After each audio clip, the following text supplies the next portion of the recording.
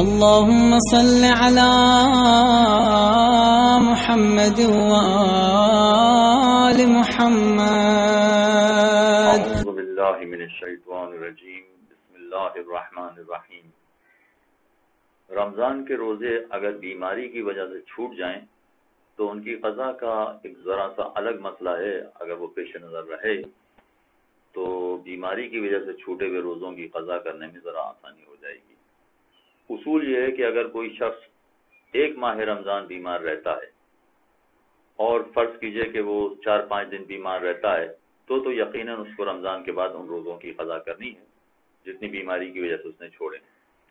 لیکن اگر کوئی شخص زیادہ عرصے تک بیمار رہتا ہے 4 سال 5 سال، مثلا اس کو السر کی بیماری ہے، شوگر کا کوئی ایسا بڑا خاص قسم کا مسئلہ ہے، یا کوئی ایسی بیماری ہے کہ جس کی وجہ سے وہ 4-5 سال تک مسلسل بیمار رہا اور بیماری کی وجہ سے نہ رمضان میں روزے رکھ سکا نہ رمضان کے بعد ان کی قضا کر سکا، تو اس کا ایک کلیہ ہے جو پیش نظر رکھا جائے تو بڑی آسانی ہو جائے گی اپنے لیے بھی اور مرنے والوں کے لیے بھی. کلیہ یہ ہے اس کا کہ اگر کوئی شخص مثلا 5 سال بیمار رہا، اب ہم اس کی ایک مثال بنا دیں. مثلا کوئی شخص 2012 میں بیمار پڑ گیا تھا اور اس کے رمضان کے روزے نہیں رکھ سکا، پھر 2013 2014 پھر 2015 پھر 2016 اس طرح سے 5 سال مسلسل بیمار رہا، اور اس طرح سے بیمار رہا کہ رمضان کے بعد بھی اس کی صحت روزہ رکھنے کے قابل نہیں تھی، اجازت نہیں تھی، صحت اجازت نہیں دیتی تھی کہ وہ روزے کی قضا کرے.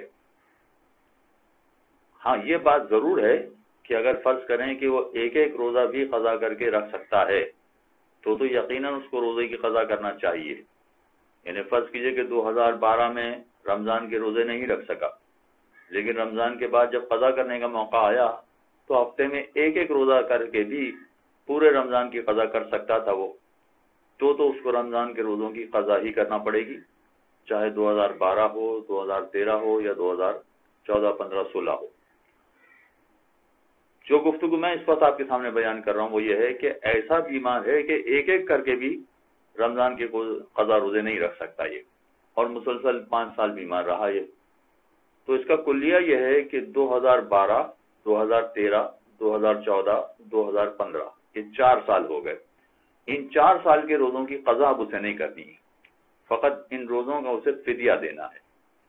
ہاں 2016 کا رمضان جب آخری آیا اس میں بھی وہ روزے نہیں رکھ پایا تھا، لیکن 2017 کے رمضان سے پہلے اگر وہ روزہ رکھنے کے قابل بن گیا ہے تو ایسی صورت میں اس کو قضا کرنا پڑے گی.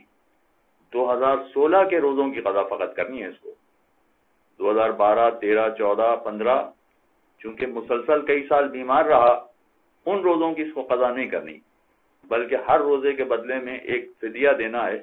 انہیں 3 پاؤ آٹا یا کوئی بھی خوراک والی چیز کسی غریب کو دینی ہے، جو شرائط پر پورا اترنے والا غریب ہو اس کو دینی ہے.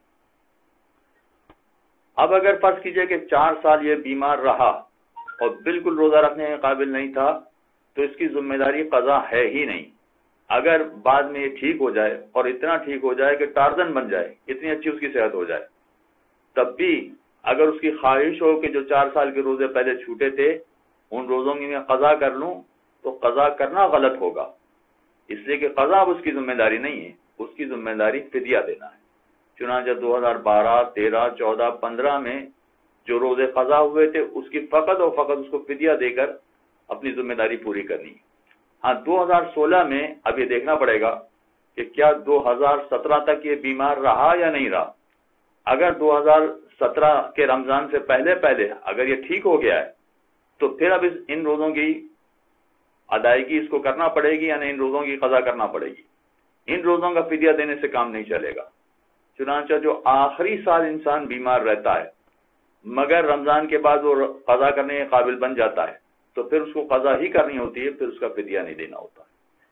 یہ بات اگر پیش نظر رہے تو اپنے حوالے سے بھی مسئلہ بڑا اہم ہے اور مرنے والوں کے حوالے سے بھی مسئلہ بڑا اہم ہے کہ اگر مرنے والے بھی کئی سال تک بیمار رہے اور روزے رکھنے کے قابل نہیں رہے تو ان کے بھی روزوں کی قضا نہیں کرنی ہے، فقط ان کا فدیہ ادا کر دینا کافی ہے. وصلی اللہ علی محمد. اللهم صل على محمد وآل محمد.